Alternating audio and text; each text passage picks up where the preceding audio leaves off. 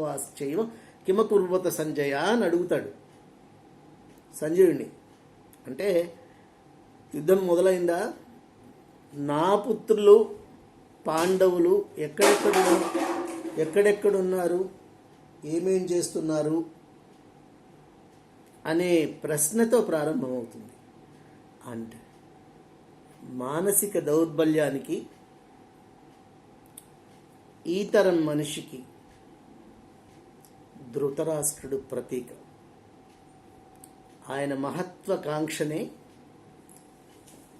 మొత్తం మహాభారత యుద్ధానికి కారణమవుతుంది.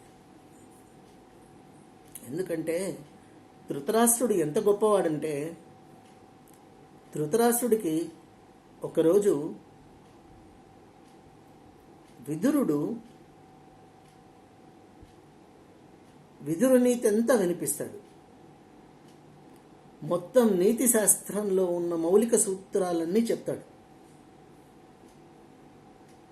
ఆ యుద్ధాన్ని ఆపగలిగిన శక్తి ఒక్క ధృతరాష్ట్రుడికి మాత్రమే ఉంది. దుర్యోధనుణ్ణి శాసించడానికి, దుర్యోధనుని మాట కాదని ఏమన్నా చేస్తే ధృతరాష్ట్రుడే చేయాలి. మిగిలిన వాళ్ళకెవరికి అక్కడ రైట్స్ కానీ పవర్స్ కానీ లేవు. So he is the decision making authority there. అంతేకాకుండా రాత్రంతా ఆయన యుద్ధం వద్దు, యుద్ధ పరిణామంలో అందరూ పోగొట్టుకుంటాము, యుద్ధం నష్టదాయకము, కాబట్టి యుద్ధం వద్దు, వాళ్ళ 5 ఊళ్ళే అడిగినారు, వాళ్ళకి ఏది కావలిస్తే అది ఇచ్చేస్తాము, ధర్మంగా ఇవ్వాలి వాళ్లకు అని నచ్చ చెప్తాడు విదురుడు. వింటాడు. అంతా వినిన తర్వాత నాకు బ్రహ్మజ్ఞానాన్ని తెలుపుతావా అని అడుగుతాడు. ఇది మహాభారతంలో ఉంది. బ్రహ్మజ్ఞానాన్ని తెలుపుతావా అంటే విదురుడు అంటాడు, నాకంత శక్తి లేదు, నేను బ్రహ్మజ్ఞానాన్ని నేను చదువుకోలేదు, నాకు బ్రహ్మజ్ఞానం చెప్పేంత శక్తి యోగ్యత లేవు అని. కానీ విదురుడు చాలా గొప్పవాడు, చాలా పవిత్రమైన ఆత్మ ఉండేవాడు, నిష్ఠాగరిష్ఠుడు. నేను సనత్ సుజాతుణ్ణి నేను ప్రార్థిస్తాను, ఆయన అయితే నీకు బ్రహ్మజ్ఞానాన్ని గురించి తెలియజేస్తాడు అని చెప్తాడు. అంటే సరే అంటాడు. అప్పుడు విదురుడు సనత్ సుజాతుణ్ణి ప్రార్థించి, సనత్ కుమారుల్లో ఒకడు ఆయన్ను స్మరించి ఆయన్ను ప్రత్యక్షం చేసుకొని ధృతరాష్ట్రునికి కోరిక వివరిస్తాడు. బ్రహ్మజ్ఞానం తెలుసుకోవాలని ఉంది మా అన్నగారికి, ధృతరాష్ట్ర మహారాజుకు, మీరు దయచేసి ఉపదేశించండి అని. అంటే సనత్సుజాతుడు, సనత్సుజాతీయం అంటారు. ఆయన భారతంలో శంకర భగవత్పాదుల వారు భగవద్గీతకు భాష్యం రాసినారు, సనత్సుజాతీయానికి కూడా భాష్యం రాసినారు. ఆ భాష్యానికి ఎంత ప్రాశస్త్యం ఉందో, భగవద్గీతకు ఎంత ప్రాశస్త్యం ఉందో దానికి కూడా అంతే ప్రాశస్త్యం ఉంది. ఆ బ్రహ్మజ్ఞాన భాష్యాన్ని సనత్సుజాతీయం అంటారు. అది ఉపదేశిస్తాడు రాత్రంతా ఆయనకు, ధృతరాష్ట్రుడికి. అంతా వింటాడు. మరి పొద్దున్నే లేచి సంజయుడిని రాయబారానికి పంపించుంటాడు. పిలిపించి, నా కొడుకు చెప్పిందే నేను చేస్తాను అంటాడు. సో బలహీనత, మనిషి బలహీనత ఎంత బలమైనదంటే దాన్ని మనము నియంత్రణలో పెట్టుకోవాలి అంటే మనకు ఒక దివ్యమైన అస్త్రం కావాలి, ఒక ఏకాగ్రత కావాలి, ఒక పట్టుదల కావాలి, ఒక ఇన్స్పిరేషన్ కావాలి. అది ఏది అంటే అది ఈ భగవద్గీత. ఓకే, ఇది ఒక విషయం. అంటే ధృతరాష్ట్రుడు అంత రాత్రంతా విని బ్రహ్మజ్ఞానాన్ని కూడా పొంది, మరీ పొద్దున వచ్చేటప్పటికి ఆయన మహత్వాకాంక్ష ఏమిటంటే ఆయన కొడుకులు రాజ్యం చేయాలని, ఆయన రాజు, నా కొడుకే రాజ్యం చేయాలని దుర్యోధనుడు ఆయన బలహీనత కొడుకు. ఒకటి కాంక్ష, రెండవది కొడుకు దుర్యోధనుడు. సో యుద్ధానికే ఓటేస్తాడు ఆయన. అది జరిగింది ఇంతవరకు. ఇక్కడికి వచ్చేటప్పటికి ఈయన ఒక మోహ అంధకారంలో పడిపోతాడు. అంటే ప్రతి మనిషికి ఉన్న బలహీనత మోహం. నేను, నా వాళ్ళు, నా సంసారం. సో ఇవి ఎప్పుడైతే ఈ అంధకారాన్ని తొలగించే జ్ఞానం ఏది అంటే భగవద్గీత. తొలగించుకునే మార్గం ఎక్కడ లభిస్తుంది అంటే భగవద్గీత. నిన్ను సన్మార్గంలో ఎప్పుడు నడిపిస్తుంది అంటే భగవద్గీత. సో ఈ ప్రశ్నలన్నింటికీ సమాధానం భగవద్గీతలో లభిస్తుంది. సో ఫస్ట్ ఆఫ్ ఆల్ ఇక్కడ అర్జునుడు త్యాగరూప స్యాత్ అంటాడు. అర్జునుడు ఏం చేస్తాడంటే తన చేత కాదు తెలుసుకుంటాడు, నేను యుద్ధం చేయలేను అని. అప్పుడు he surrenders himself totally to lord Krishna. నా చేత కాదు, నేను యుద్ధం చేయలేను, నా చేతిలోంచి పడిపోతుంది, గాంధీవం పడిపోతూ ఉంది, నేను వీళ్ళందరినీ వధించలేను, నాకొద్దు ఈ రాజ్యము. ఇది ఇంకొక రకంగా చెప్పాలంటే ఇది నరనారాయణ సంవాదం అని కూడా చెప్పుకోవచ్చు. కృష్ణార్జునులు ఇద్దరు నరనారాయణులు. నరునికి ఈ బలహీనతను తొలగించడానికి ఉపక్రమించి జ్ఞాన మార్గంలో నడిపించే సాధనమే భగవద్గీత. అండ్ భగవద్గీతలో లేని విషయం లేదు. అండ్ నేను పర్టికులర్లీ పర్సనాలిటీ డెవలప్మెంట్ మొదలుకొని అన్నీ చెప్తాడు కృష్ణుడు. And he starts at the highest node. And తర్వాత ఈ భగవద్గీతలో ఇంకొక విషయం నేను చెప్పడం మర్చిపోయాను. భగవంతుడికి అంటే కృష్ణునికి 38 నామధేయాలతోనూ అర్జునుడిని 24 నామధేయాలతోనూ అడ్రస్ చేయడం జరుగుతుంది. అర్జునుడిని అనఘుడు అంటారు. దానిలో ఒకటి అనఘుడు, గుడాకేశుడు. అనఘుడు, అఘము అంటే పాపం, పాపము అంట. అనఘుడు అంటే పాపము అంటనివాడు, పాపము చేయనివాడు అని. అండ్ భారతంలో ఈ అనఘ అని రెఫర్ చేయబడినవాడు అర్జునుడు ఒకడే. భీష్ముడు కాడు, కర్ణుడు కాడు, ద్రోణుడు కూడా కాదు, అర్జునుడు మాత్రమే.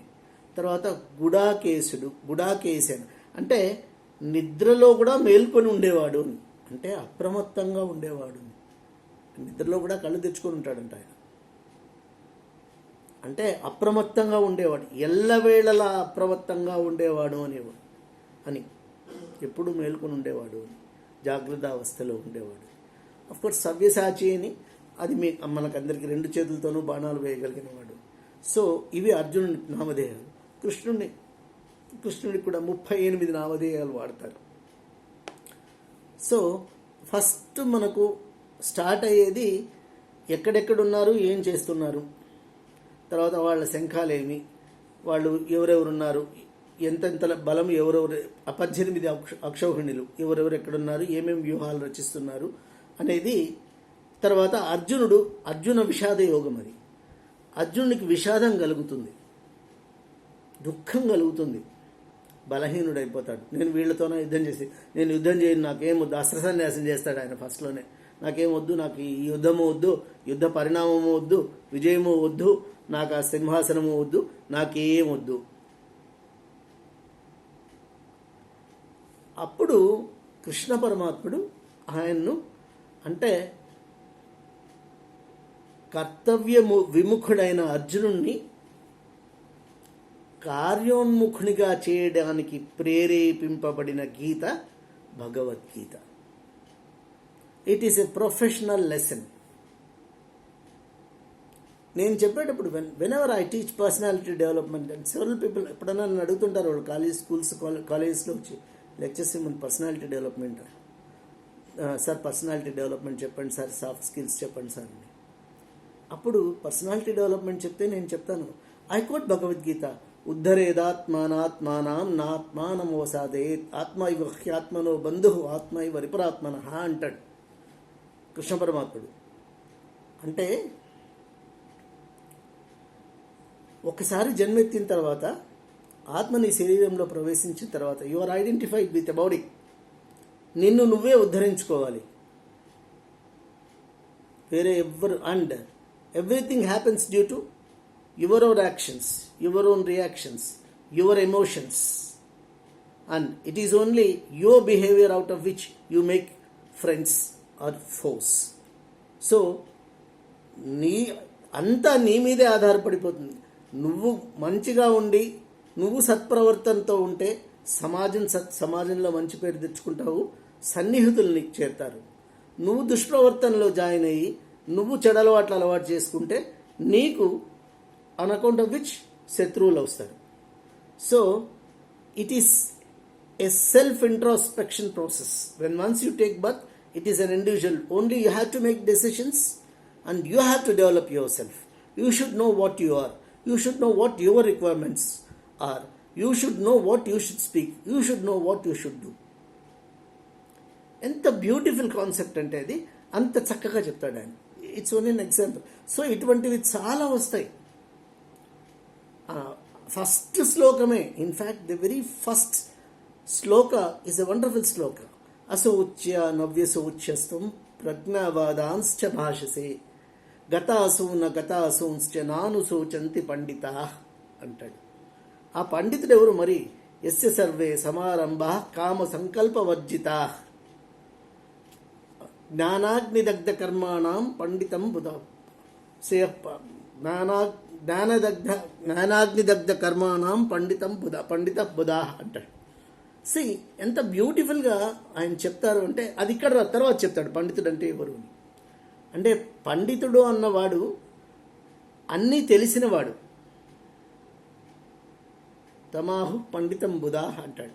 అంటే పండితుడు అనేవాడు అంటే వాడికి అన్నీ తెలుసుంటాయి, అంటే మేధావి, ప్రజ్ఞావంతుడు.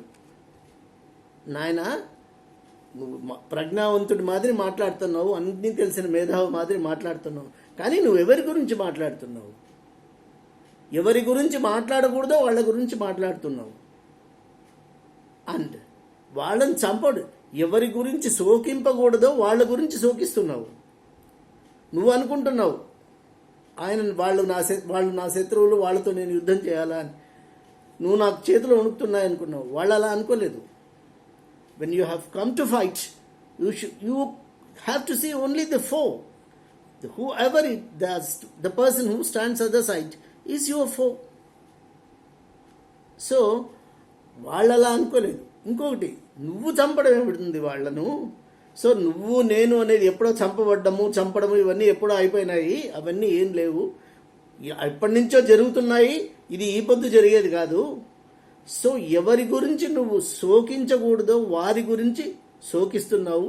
మాట్లాడేది మాత్రము చాలా గొప్ప ప్రజ్ఞావంతుడి మాదిరి మాట్లాడుతున్నావు.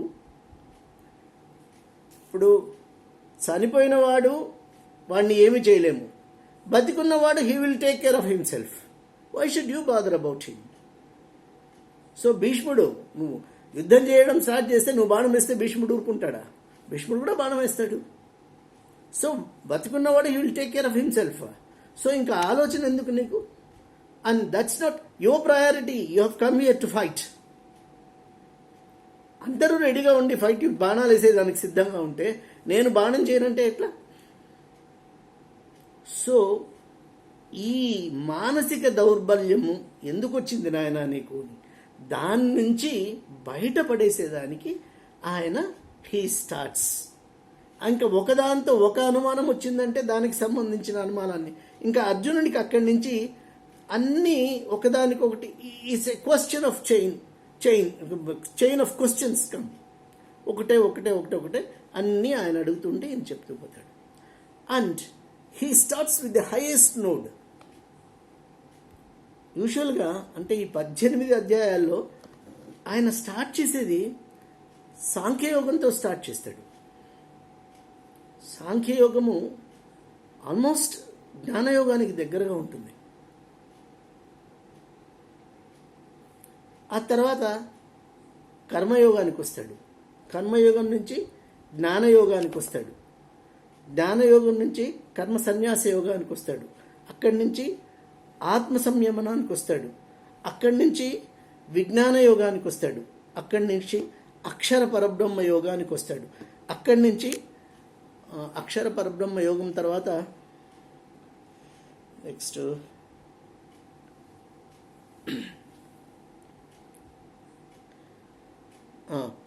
విభూతి యోగానికి వస్తాడు. రాజవిద్య రాజగుహ్య యోగానికి వస్తాడు. తర్వాత విభూతి యోగానికి వస్తాడు. తర్వాత ఇవన్నీ కాదని విశ్వరూప సందర్శనం చూపిస్తాడు ఆయన, to create confidence that he is there to take care of everything. అంటే ఆయన స్వరూపాన్ని చూపిస్తాడు. ఏమి, ఎక్కడ, ఎందుకున్నామా, ఆయన భగవంతుడు ఎవరు అనేది ఆయన విశ్వరూపాన్ని చూపిస్తాడు. విశ్వరూప సందర్శన యోగం. ఆ తర్వాత భక్తి యోగానికి వస్తాడు. ఆ తర్వాత క్షేత్రజ్ఞ విభాగ యోగానికి వస్తాడు. ఆ తర్వాత నెక్స్ట్ క్షేత్రజ్ఞ విభాగ యోగం నుంచి నెక్స్ట్ పురుషోత్తమ ప్రాప్తి యోగానికి వస్తాడు. సో ఆ తర్వాత దైవాసుర నెక్స్ట్ దీనికి వస్తాడు, శ్రద్ధాత్రయ విభాగ యోగానికి వస్తాడు. తర్వాత ఇట్లా వరుసగా చెప్పుకుంటూ వస్తాడు. ఆయన పైనుంచి కిందికి వస్తాడు. అంటే ఎందుకు అంటే అర్జునుడు నరుడు, బేసిక్గా నరుడు, ఈయన నారాయణుడు. అందుకే పార్థాయ ప్రతిబోధితాం భగవతాం నారాయణేన స్వయం అంటుంది అని స్టార్ట్ అవుతుంది అక్కడ. అంటే ఈయన నారాయణ స్వరూపము, నరుడు. ఆయన స్వస్వరూపాన్ని తెలియజేసేదానికి ఆయన అక్కడి నుంచి, అంటే ఒక స్టాండర్డ్ ఆల్రెడీ ఉంది. ఆయన ఎందుకు వచ్చినాడు ఏమిని. అర్జునుడు కూడా హీస్ మహాజ్ఞానే, కానీ ఆ క్షణంలో ఆయనకు ఆ దౌర్బల్యం అనేది ప్రాప్తిస్తుంది. మోహం అనే అంధకారము ఆయన మనస్సును ఆవహిస్తుంది. దాని నుంచి బయటపడేయాలి ఎట్లా అంటే సాంఖ్యయోగంతో స్టార్ట్ చేస్తాడు. ఆ తర్వాత ఏమంటే నెక్స్ట్ కర్మయోగానికి పోతాడు. ఇట్లా వరుసగా చెప్పుకుంటూ వచ్చి పైనుంచి కిందికి వచ్చి లాస్ట్లో హీ గోస్ టు మోక్ష సన్యాస యోగానికి వస్తాడు. అది అల్టిమేట్. సర్వధర్మ పరిత్యజ్య మామేవం శరణం వ్రజ అహం త్వా సర్వ పాపేభ్యో మోక్షయిష్యామి మా శుచః అంటాడు. అంటే అన్ని ధర్మాలు విడిచిపెట్టేసి, ది అల్టిమేట్. నువ్వు చేసే ప్రయత్నం నువ్వు చేయి, అన్ని ధర్మాలు వదిలేసేయి, నాకు వదిలేస్తే నేను చూసుకుంటాను, అన్నీ చూసుకొని నీకు మోక్షం ఇస్తాను. అంటే సర్వధర్మ పరిత్యజ్య అంటే ఊకే కూర్చో, it's not sitting idle. Make all your efforts, then leave it to me, I will take care of it. నేను నీకు మోక్షం ప్రసాదిస్తాను అంటాడు. That is the ultimate. అంటే అబ్సల్యూట్ శరణాగతి. ఈ మధ్యలోనే దీన్ని, ఈ పర్టికులర్లీ ఈ శ్లోకాన్ని చరమ శ్లోకం అంటారు విశిష్టాద్వైతులు. అంటే మనం చేసే ప్రయత్నం అంతా చేసి ఆయనకు వదిలేయడమే భగవంతుడికి. అందుకే మధ్యలోనే చెప్పేస్తాడు. ఇంకొక శ్లోకం కూడా చెప్తాడు, కర్మణ్యేవాధికారస్తే మా ఫలేషు కదాచన మా కర్మ ఫలహేతుర్భూ మాతే సంగోస్తు కర్మణి అంటాడు. అంటే నాయన నువ్వు చేసే ప్రయత్నం అంతా కర్మ చేసేదానికి మాత్రమే. You have come to fight, you are in the battle, so your job is to fight. So నువ్వు యుద్ధం చేసేదానికి వచ్చినావు, యుద్ధం చేయి. యుద్ధ పరిణామం నీ చేతుల్లో లేదు, result is not in your hands. So కర్మ చేయడం వరకే నీ చేతుల్లో ఉంది, కానీ సో కర్మ ఫలితం నీ చేతుల్లో లేదు. కర్మ ఫలితాన్ని ఆశించడంలో తప్పు లేదు, కానీ కర్మ ఫలితం నీ చేతుల్లో ఉంది అనుకోవడం తప్పు. It is over confidence. నీ చేతుల్లో కర్మ ఫలితం లేదు. ఈ మాట కూడా చెప్తాడు ఆయన స్పెసిఫిక్గా, మాతే సంగోస్తు కర్మని. అండ్ ఇవన్నీ ఇంత ఇది చెప్తూనే ఆయన అవసరం ఎప్పుడు వస్తుందో అప్పుడు ఆయన నేను వస్తానంటాడు. నేనే వస్తాను, నేనే వచ్చి అందరినీ రక్షిస్తాను అంటాడు. పరిత్రాణాయ సాధూనాం వినాశాయ చ దుష్కృతాం ధర్మ సంస్థాపనార్థాయ సంభవామి యుగే యుగే అంటాడు. నా అవసరం వచ్చినప్పుడు నేను వచ్చేస్తాను. when there is any absolutely the things are beyond control, I'll come. నువ్వు చేయాల్సిన పని నువ్వు చెయ్యి. So ultimately he states we have to realize that deciding the destination is in our hands, not the destiny. So how beautiful it is. I want to become a collector. And if I want to become a collector, what should I do? That I have to decide. What are my resources? What are my capabilities? What is my intelligence? What are the efforts I am going to put in? And I have to develop. And I have to appear for the examination. There is a standard. I have to first become a graduate. I have to get myself well educated. I should be aware of the facts, what are happening in the society. I should have a lot of general knowledge. And what are all the necessary requirements I have to prepare. And there is a particular specific examination. I have to appear for that examination. I have to get through examination. Then I have to attend the interview. Then this is the entire process is involved. So in this process, I have to put in the best efforts. And I have to attend. Then if my destiny, if I am destined to become a collector or an IAS officer, I'll become an IAS officer. So, becoming IAS officer is my destination. But what is in my destiny? For that, I have to put in the best efforts. అందుకే గీతా రహస్యం అంతా ఏమి అంటే, put the best efforts. Put the efforts, leave the rest, trust the host. You bring in your best, put in your best efforts. నువ్వు చేసే పని నువ్వు చెయ్యి. క్షేత్రజ్ఞ విభాగ యోగం కూడా అదే.